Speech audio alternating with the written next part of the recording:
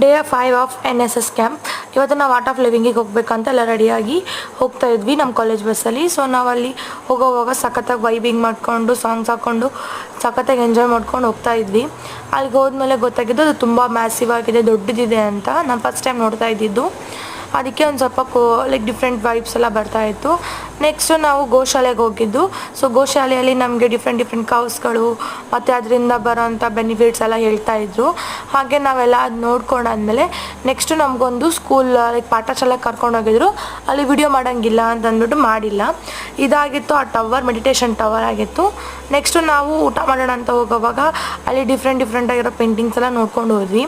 ಇದು miniature of art of living, ಇಷ್ಟು ದೊಡ್ಡದಿದೆ.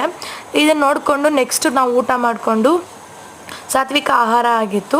ಪಾಠಶಾಲೆ ತುಂಬ ಚೆನ್ನಾಗಿತ್ತು. Over all experience was good. ನಿಮಗೆ ಈ ವಿಡಿಯೋಗಳು ಇಷ್ಟ ಆಗ್ತಾರೆ ಲೈಕ್ ಮಾಡಿ, ಶೇರ್ ಮಾಡಿ ಮತ್ತು ಕಮೆಂಟ್ ಮಾಡಿ. Thank you.